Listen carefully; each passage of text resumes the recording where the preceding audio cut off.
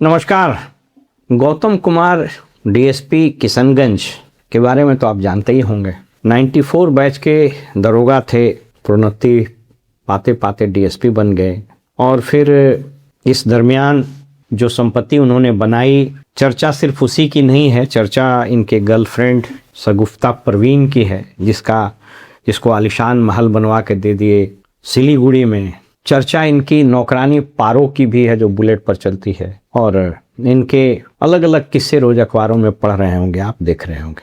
इसके अलावा और बहुत सारी चीज़ है, बहुत सारे मामले। बीएमएस आईसीएल में पंकज कुमार को देख रहे होंगे, संजीव रंजन एक था वहाँ, उसको देख रहे होंगे, आरडब्ल्यूडी आरसीडी वगैरह के इंजीनियर्स, एक पावर होल्डिंग कॉरपोरेशन में एक इंजीनियर के यहाँ रेड हुई, उसके न्यूज़ को आप देख रहे होंगे। लेकिन आज हम सिर्फ आपसे बात करेंगे गौतम कुमार डीएसपी के बारे में।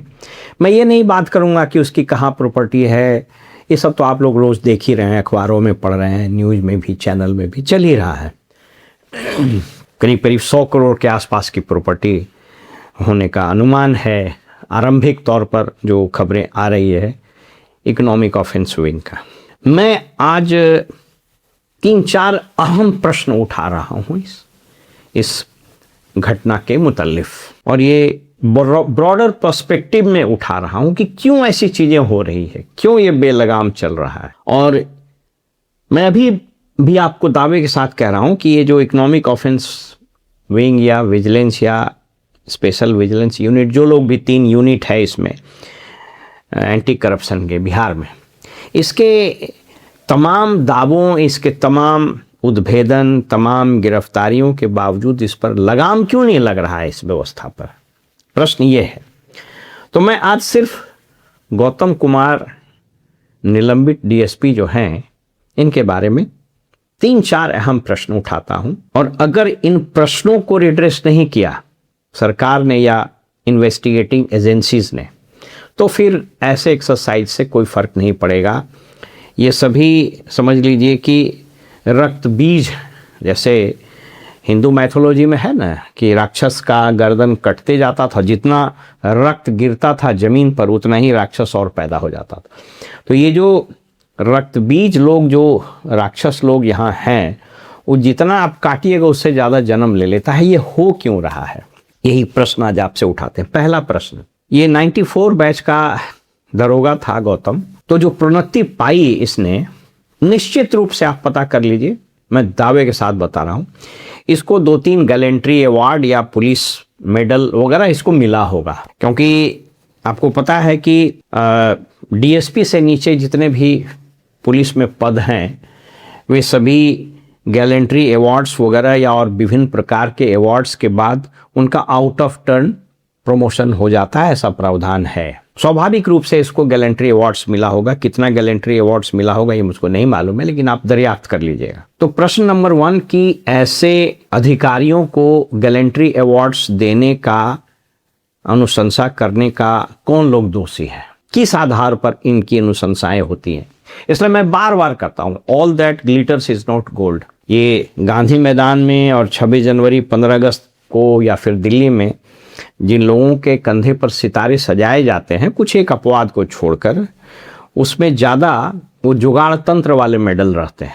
जितने अवार्ड्स आप मिलेगा हिंदुस्तान में, जो रवायत चली है कि अवार्ड्स बिकते हैं, खुश किया जाता है राजनीतिक सहूलियत के लिए, अपने विचारधारा के लिए और अपने फ़ायदे के लिए दिया जाता है। अन्यथा कर्पूरी ठाकुर तो पहले भी महान थे, तो इतने वर्ष के बाद क्यों मिला भारत रत्न। बहरहाल, तो पहला प्रश्न ये कि ऐसे अधिकारियों को, ऐसे पुलिसकर्मियों को गैलेंट्री की अनुशंसा करने वाले वो एसपी या डीआईजी या जो लोग भी इसमें लूप लाइन में इन्वॉल्व हैं, वो लोग कौन होते हैं? क्या इकोनॉमिक ऑफेंस विंग इसको खंगालेगी कि इतना दिन से ये एक दिन में, 1 साल 2 साल में तो 100 करोड़ कमाया नहीं होगा, ये तो उस वक्त से कमा रहा होगा।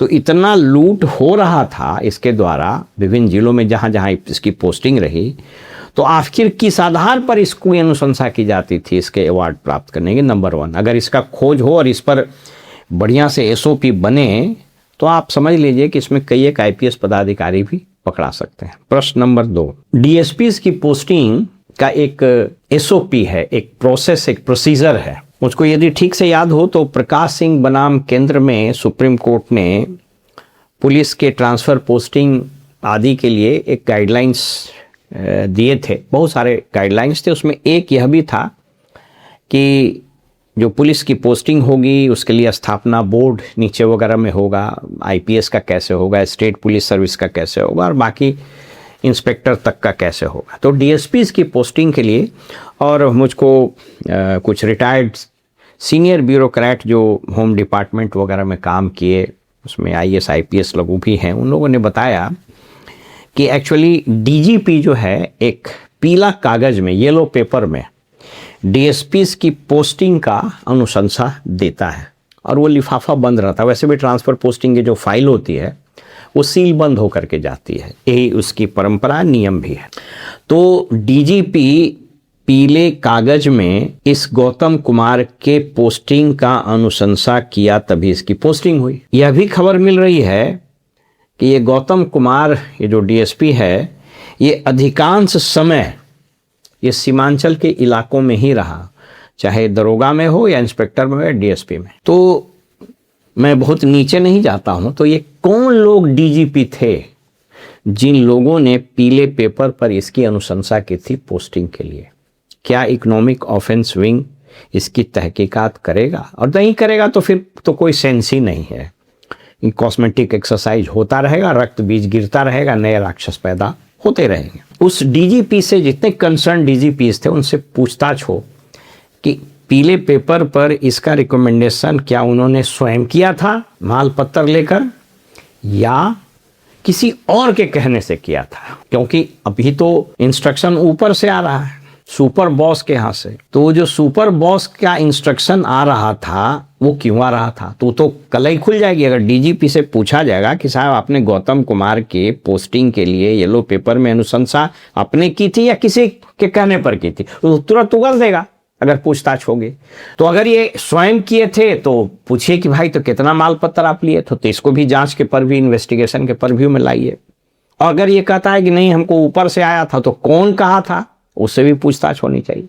ये दूसरा प्रश्न है। तीसरी चीज कि लगातार इतना पैसा कमा रहा था, ये एक दिन में तो हुआ नहीं होगा, 10 बरस 15 बरस की कमाई में हुआ होगा। तो क्या ये जो पैसे का फ्लो था, अगर ये 100 करोड़ की प्रॉपर्टी बनाई है तो आप यकीन मानिए कि 400 करोड़ की प्रॉपर्टी बनी होगी, 400 करोड़ रुपया आया होगा और उसमें से बाकी पैसे बटे होंगे।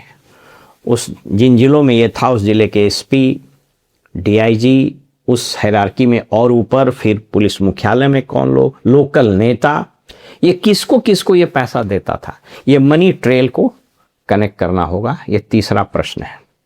और चौथा प्रश्न ये कि एक गंभीर प्रश्न चिन्ह सरकार के कार्य प्रणाली पर उठती है कि साहब आप रोज छापा मार रहे हैं, रोज मुकदमे कर रहे हैं, रोज पकड़ रहे हैं, तो फिर ये नियंत्रित क्यों नहीं हो रहा है?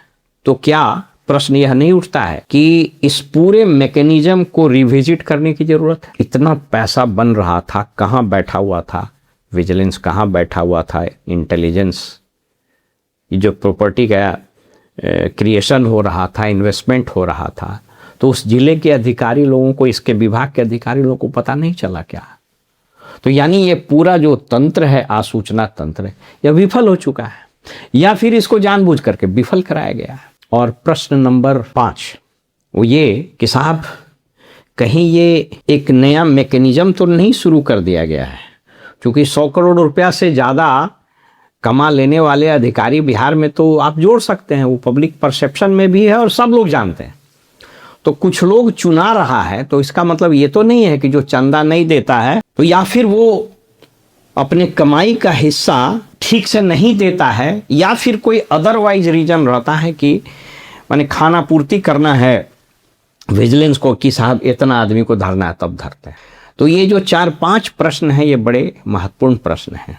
और अक्सर आप देखिए, आप याद कीजिए सृजन घोटाले में एक पदाधिकारी का नाम आया था, वो उसकी मृत्यु हो गई है, जयश्री ठाकुर का। जयश्री ठाकुर ने अकूत धन बनाए, सृजन घोटाले में उसका नाम आया, गिरफ्तार हुई, अंततोगत्वा उसकी मृत्यु भी हो गई। उसके पूरे पोस्टिंग प्रोफाइल को जब हमने खंगाला तो पाया कि उसकी पोस्टिंग अगर 30 साल की नौकरी हुई होगी तो तकरीबन माने 15 से 20 साल वो बांका भागलपुर, बांका भागलपुर, बांका भागलपुर इसी में घूमती रही। कौन से वो फोर्सेस हैं जो ऐसा काम करते हैं? यहां अभी भी वही है। अब इसमें कुछ वीडियोस लोग भी पकड़ाए हैं। ग्रामीण कार्य विभाग का पकड़ाया, पंकज कुमार BMSICL का DGM है, उसके पहले संजीव रंजन और कितने लोग पकड़ाए हैं, GM रैंक में पकड़ाया। तो साहब ये समझना पड़ेगा, ये प्रश्न बहुत लाजमी है कि इन लोगों की पोस्टिंग कौन मैनेज करता था? मंत्रियों से पूछताछ क्यों नहीं हुई? इस मामले में DGP से क्यों नहीं पूछताछ हुई कि साहब आप हमेशा उसकी पोस्टिंग वहीं क्यों होती रही? कौन लोग थे जो करवा रहे थे? वीडियोस लोग पकड़ाते हैं तो मंत्री से क्यों नहीं पूछताछ होती? क्यों इन बढ़िया पोस्टिंग में हमेशा ही लोग रहता है? RWD में जो इंजीनियर लोग विनोद राय पकड़ाया, 2 प्रमंडल के प्रभार में किसके आदेश से था? तो उस मंत्री से क्यों नहीं पूछताछ हुई? तो साहब आप पत्ता को काट रहे हैं तो पत्ता को काटने से वृक्ष तो खत्म नहीं होगा। इसलिए मैं हमेशा कहता हूं कि भ्रष्टाचार का एक फलसफा है, एक दर्शन है, ये ऊपर से नीचे बहता है। और वृक्ष के सूखने का भी एक दर्शन है, उसके जड़ों में जब प्रहार होगा तभी वो वृक्ष सूखता है। तो भ्रष्टाचार रूपी जो बट वृक्ष है, इसके टहनियां छांट देने से तो कुछ होगा नहीं, तो और मजबूत होता चला जाए। इसलिए इस पूरे एपिसोड पर मेरा सरकार से ये कहना है कि साहब आप इस पूरे मैकेनिज्म को अगर खत्म करना चाहते हैं, भ्रष्टाचार या कम करना चाहते हैं तो, अन्यथा अगर आपका ये डिजाइन है तब तो ठीक है, you are successful in your design, in your objective. तो ये जरूर पूछिए कि उसकी पोस्टिंग किसने कराई, उसके प्रमोशन को किसने रिकमेंड किया, इतना पैसा कमाता रहा तो आपका पूरा मैकेनिज्म फेल क्यों किया, और कहीं ये पिक एंड चूज तो नहीं। जब तक इन प्रश्नों के उत्तर और इस प्रश्नों को रिड्रेस नहीं किया जाएगा तब तक इस तरह का रेड का, इस तरह का केस का कुछ नहीं होना। और आप देख लीजिएगा, इस पर होगा केस, निलंबित होगा, फिर ये मुकदमा होगा, वहाँ ठहरेगा नहीं, फिर से वापस आएगा और फिर से समाज के छाती पर ये मूंग का दाल दररता रहेगा और हम लोग अभिशप्त होकर, बेबस होकर देखने के लिए मजबूर होते रहेंगे। फिलहाल हमें इजाज़त दीजिए और आप देखते रहिए वॉइस ऑफ रिपब्लिक। नमस्कार।